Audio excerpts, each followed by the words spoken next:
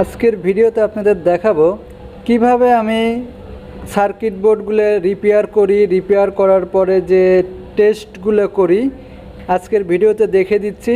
Just আমি circuit বোর্ডটা ready করে নিয়েছি, রেডি করে নেওয়ার পরে জাস্ট আমি টেস্ট করতেছি, আপনাদের দেখাচ্ছি। দেখেন এখানে একটা servo motor M5 servo motor নিয়ে নিয়েছি আর একটা প্যাডেল ইউনিট নিয়ে নিয়েছি। আর এইখানে যে কন্ট্রোল বোর্ড আমি রেডি করে তারপরে জাস্ট আমি এইখানে পাওয়ার দিয়ে দেখাচ্ছি। আমি কিন্তু সিরিজ লাইন দিয়ে চালাচ্ছি। আপনারা কিন্তু যখন এই কাজগুলো করবেন খুব সতর্কতাভাবে কাজ করবেন আর সিরিজ লাইন ব্যবহার করবেন। ইলেকট্রিকের কাজ কিন্তু খুব সতর্কতাভাবে কাজ করতে হবে। যারা জানেন তারা এইভাবে কাজ করবেন আর যারা জানেন না তারা এইভাবে কাজ করতে যাবেন না, কারণ এটি কিন্তু খুব সেফটি নিয়ে কাজ করতে হয়, এটা আপনাদের ভালো করে জানা উচিত।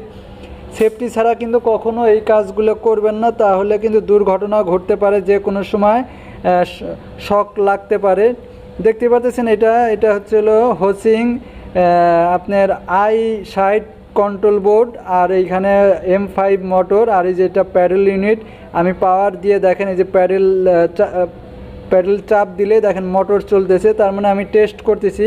কিভাবে টেস্ট করতে হয় মানে বোর্ডটা ঠিক করার পর রেডি করার পর যে আপনি চেক করবেন কিভাবে, এই যে আমি এইভাবে চেক করি, আপনারাও এইভাবে চেক করতে পারেন, কিন্তু সতর্কতাভাবে চেক করবেন, ঠিক আছে? খুব সাবধানতাভাবে কাজ করবেন যেন ইলেকট্রিক শক যেন না করে, ঠিক আছে? তাহলে দেখেন M5 মোটর কিন্তু চলতেছে। আমার কাছে আরও অনেক কাজ আছে, আমি কন্টিনিউ এখানে কাজ করতেই থাকি। যাই হোক, এইখানে মোটর বাইন্ডিং করা হয়, এরপরে সার্কিট বোর্ড রিপেয়ার করা হয়, যাবতীয় ইলেকট্রিকের কাজ করা হয়। আপনারা চাইলে এই ধরনের ভিডিও আপনারা যদি রেগুলার পেতে চান তাহলে আমার চ্যানেলটা সাবস্ক্রাইব করে রাখতে পারেন, ঠিক আছে?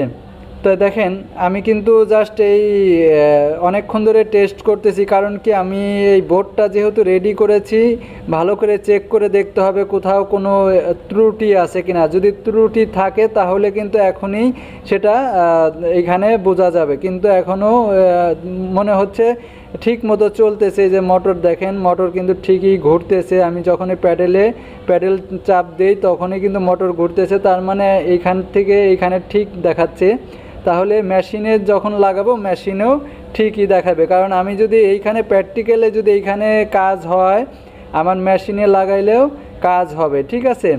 এইভাবে মূলত আপনারা যে কোনো মেশিনের বোর্ড আপনারা চাইলে মেশিনে না লাগিয়েও এইভাবে চেক করতে পারেন। আশা করি আপনারা বুঝতে পারছেন যে আমি কি বলেছি। তো দেখেন এই যে এইখানে কিন্তু সিরিজ লাইন ব্যবহার করেছি, ডাইরেক্ট লাইন কখনো দিবেন না। ডাইরেক্ট লাইন দিলেও সতর্কতাভাবে দিতে হবে, সেফটি রেখে, ঠিক আছে? এই দিকটা খেয়াল রাখবেন। আমি সিরিজ লাইন দিয়ে চেক করতেছি, সিরিজ লাইন দিয়ে চেক করাটাই বেটার। তা ভালো থাকবেন সবাই, সুস্থ থাকবেন। আজকের মতো এইখানেই বিদায় নিচ্ছি। পরবর্তী ভিডিও দেখার জন্য আমন্ত্রণ রইল। আল্লাহ হাফেজ।